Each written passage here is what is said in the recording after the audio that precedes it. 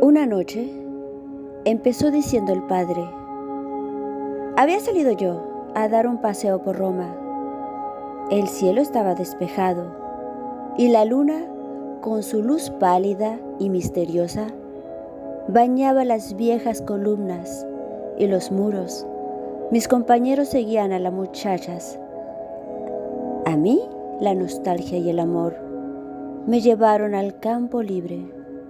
Al fin, empecé a tener sed y entré en la primera casa de campo que me pareció tener buen aspecto, para pedir un poco de vino o de leche. Salió un anciano que debió de tomarme por un visitante sospechoso.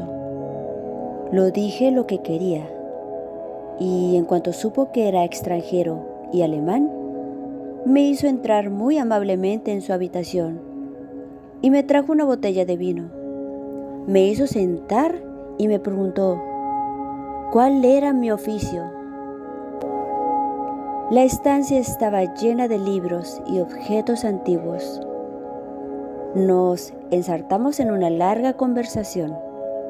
Me contó muchas cosas de tiempos pasados, de pintores, de escultores y de poetas. Hasta entonces nunca había oído hablar de estas cosas de aquel modo. Me pareció como si estuviera en otro mundo, como si hubiera desembarcado en otro país. Me enseñó sellos grabados en piedra y otros objetos artísticos antiguos. Después, con viva emoción, me leyó hermosísimos poemas, y de este modo se nos pasó el tiempo en un momento.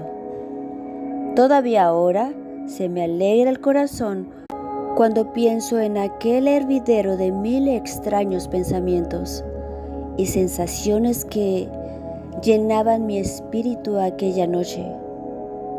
Aquel hombre vivía en los tiempos paganos como si fueran su propio tiempo. Había que ver con qué ardor anhelaba volver a aquel oscuro pasado. Por fin me enseñó una habitación en la que podría pasar el resto de la noche, porque se había hecho demasiado tarde para volver a Roma. Me dormí enseguida. Me parecía que estaba en mi ciudad y que salía por una de sus puertas. Era como si tuviera que ir a alguna parte a hacer algo, pero no sabía dónde tenía que ir ni qué era lo que tenía que hacer. Me encaminé a las montañas del Harz a toda prisa. Se me antojaba que iba a mi boda. No me detenía ni un momento. Iba a campo traviesa por bosques y valles, y pronto llegué al pie de una alta montaña. Cuando llegué a la cumbre, divisé ante mí la llanura dorada. Desde allí dominaba toda Turingia. Ninguna montaña se interponía ante mi vista. Enfrente, al otro lado, se erguía el Harz con sus oscuras montañas, y veía multitud de castillos, monasterios y aldeas. Estando en aquella dulce contemplación, se me ocurrió pensar en el anciano que me estaba hospedando aquella noche, y me pareció que llevaba ya mucho tiempo viviendo en su casa. Pronto descubrí una escalera que penetraba en la montaña y descendí por ella. Al cabo de un buen rato, llegué a una gran cueva. Había allí un viejo, vestido con larga túnica, sentado ante una mesa de hierro, mirando fijamente a una doncella hermosísima, que esculpida en mármol estaba frente a él. Su barba había crecido por encima de la mesa de hierro y cubría sus pies. Su aspecto era a la vez severo y amable, y me recordó una de las cabezas antiguas que la noche anterior me había enseñado mi huésped. Una luz resplandeciente llenaba la cueva. Estando yo en este sueño, contemplando al anciano, no sentí de repente que mi huésped me daba unas palmadas en el hombro. Me cogió de la mano y me llevó a través de largos pasadizos.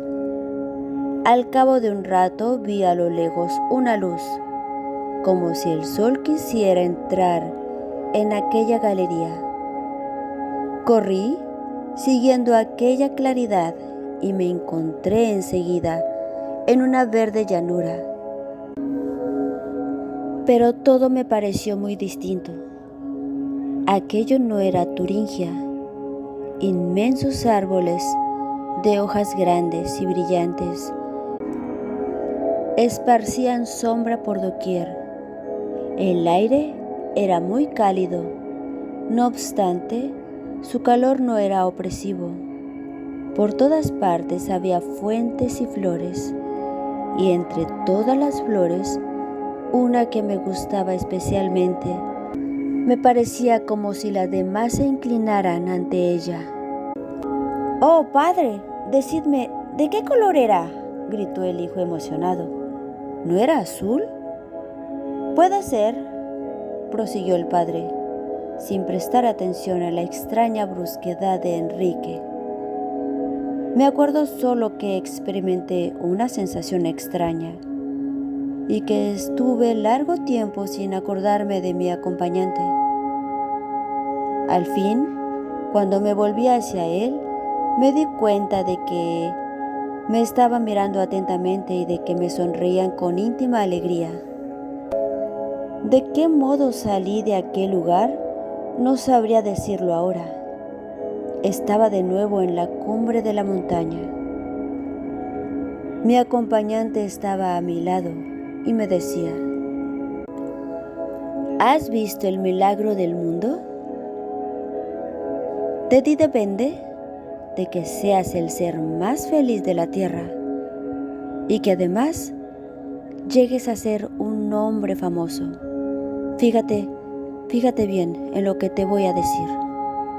Si el día de San Juan, al atardecer, vuelves a este lugar y le pides a Dios de todo corazón que te haga comprender este sueño, te será dada la mayor suerte de este mundo.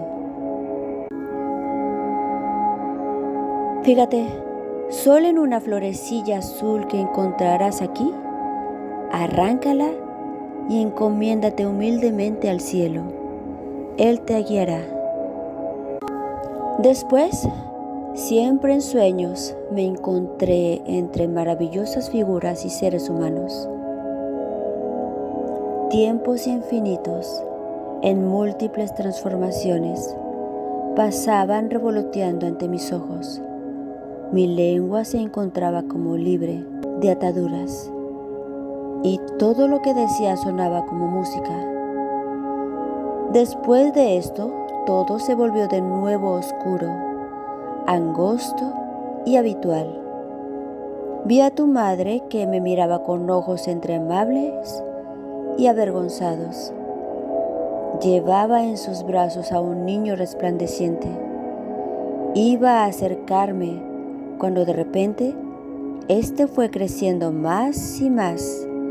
Brillaba y lucía con un creciente intensidad hasta que por fin, con unas alas blancas y resplandecientes, se levantó por encima de nosotros, nos cogió en brazos y nos llevó volando, tan arriba que veíamos la tierra como una escudilla de oro bellamente cincelada.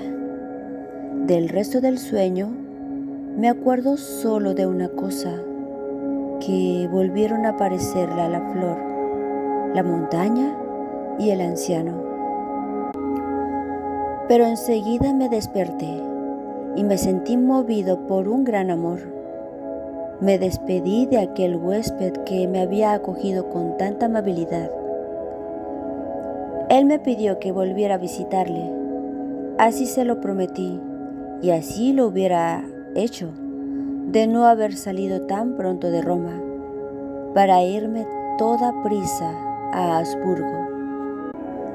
El padre ha tenido un sueño parecido al del hijo, pero no ha sabido interpretarlo. Lo que en realidad era una llamada para la poesía, lo ha visto él como un anuncio de su próxima boda. En el primer capítulo de la segunda parte, se comenta el carácter no poético del padre de Enrique.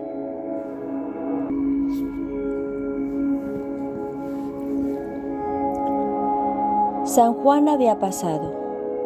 Ya hacía tiempo que la madre de Enrique quería ir a Habsburgo a casa de su padre. El abuelo todavía no conocía al nieto, a quien tanto quería. Unos buenos amigos del viejo Osterdigen, gente de negocios, necesitaban ir a Habsburgo para sus cosas. He aquí, pues, que la madre decidió aprovechar esta ocasión para realizar su deseo, tanto más porque de un tiempo a aquella parte notaba que Enrique estaba más silencioso y ensimismado que nunca. Lo veía triste o quizá enfermo. Pensaba que un viaje largo, el ver gente y países nuevos, y quién sabe, esto no lo decía ella a nadie, el encanto de una hermosa y joven paisana suya podrían tal vez ahuyentar las sombras de la mente de su hijo. Esperaba que un cambio así podría devolver quizá a Enrique aquel carácter simpático y alegre que había tenido siempre. Al padre le pareció bien el proyecto y Enrique no cabía en sí de contento. Qué alegría poder ir a un país que, por lo que desde hacía tiempo, le venían contando su madre y los viajeros, imaginaba como paraíso en la tierra. ¿Cuántas veces había soñado con ir allí? Enrique tenía entonces 20 años. Nunca había salido más allá de los alrededores de su ciudad natal y no conocía el mundo sino por lo que había oído decir de él. Bien pocos libros habían caído en sus manos. En aquella ciudad, residencia del Landgrave, se llevaba una vida sencilla y tranquila, según las costumbres de aquella época. Incluso el esplendor mismo y las comodidades de la vida de un príncipe de entonces apenas se pueden comparar con las que un hombre acomodado de nuestros días, sin ser excesivamente derrochador, puede ofrecer a su familia. Pero esto mismo hacía que el hombre pusiera más cariño y afecto a todos aquellos enseres de que se rodeaba para satisfacer las más diversas necesidades de su vida. Les daba más importancia y los apreciaba más. Si el misterio de la naturaleza y el nacimiento de las cosas con el seno de ella atraía ya el espíritu de aquellos hombres, llenos de presentimientos y adivinaciones, el extraño arte con que estos enseres habían sido trabajados, la romántica lejanía de que venían, lo sagrado de su antigüedad, porque, conservados cuidadosamente, pasaban de una a otra generación, aumentaban el amor de los hombres hacia estos mudos compañeros de su existencia. A menudo se les elevaba el rango de sagrados talismanes, que guardaban una bendición y un destino especial, y de cuya posesión dependía a veces la felicidad de reinos enteros y familias dispersas. Una dulce pobreza y una peculiar sencillez, mezcla de severidad e inocencia, adornaban aquellos tiempos y aquellas pequeñas joyas, escasas, pero repartidas con amor, brillaban, tanto más porque eran pocas, en aquella penumbra, y llenaban de maravillosas esperanzas el espíritu pensativo de aquellos hombres. Sí es cierto que solo una sabia distribución de luces, colores y sombras es capaz de mostrarnos la escondida maravilla del mundo visible. Y parece darnos una visión nueva y más alta de todo. No hay duda de que esta hábil distribución y esta sabia economía se encontraban por doquier en aquellos tiempos. Sin embargo, hoy en día la superior comodidad de que gozamos nos ofrece la imagen uniforme y sin matices de un mundo habitual y cotidiano.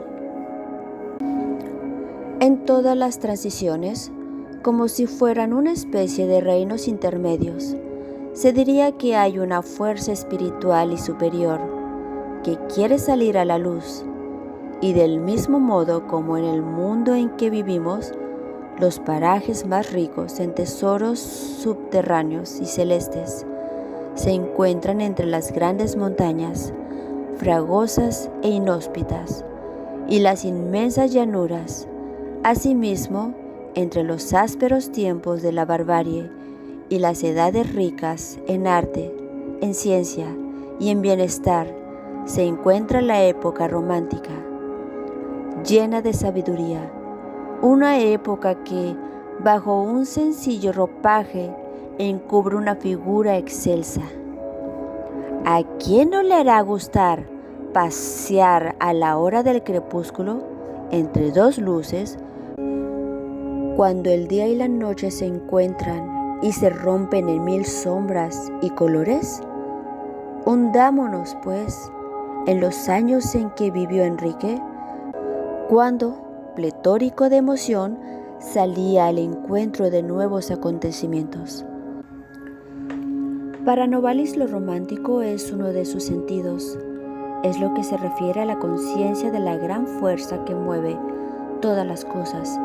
Aflora más en las épocas de transición que en aquellas en las que el hombre cree haber encontrado su estadio definitivo.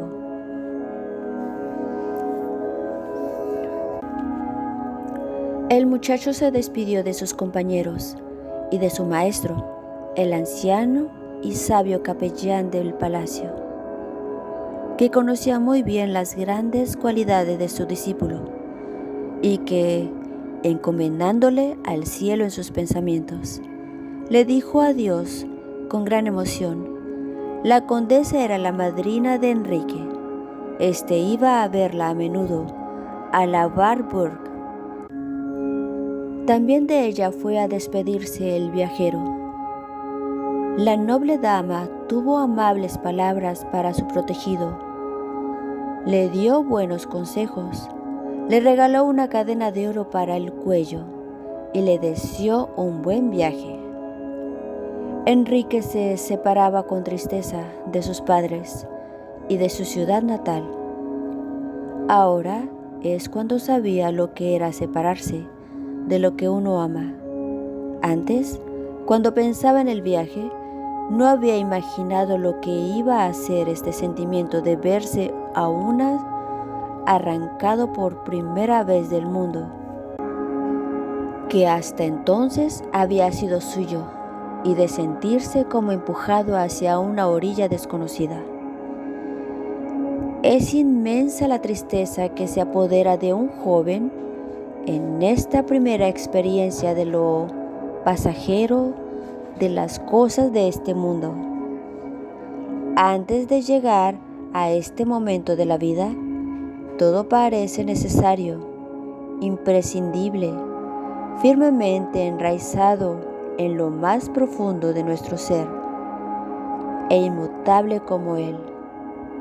La primera separación es el primer anuncio de la muerte. De su imagen ya no podrá olvidarse más el hombre. Luego, Después de haber estado inquietándole largo tiempo, como una visión nocturna, a medida que va menguando en él el gusto por las apariencias del día y a medida que va creciendo el anhelo por un mundo más seguro y más estable, esta primera impresión se va convirtiendo en una amable gula y en un amigo consolador. La proximidad de su madre confortaba mucho a Enrique. El mundo que dejaba no le parecía aún perdido del todo. El muchacho la abrazaba con redoblada ternura. Amanecía cuando los viajeros transpusieron la puerta de Eisenach y aquella media luz favorecía el estado en que se encontraba Enrique. Conforme se iba haciendo de día, el viajero iba viendo mejor las tierras, nuevas para él, que estaban atravesando, y cuando al llegar a una altura divisó, iluminado por la luz del sol naciente, el paisaje que abandonaba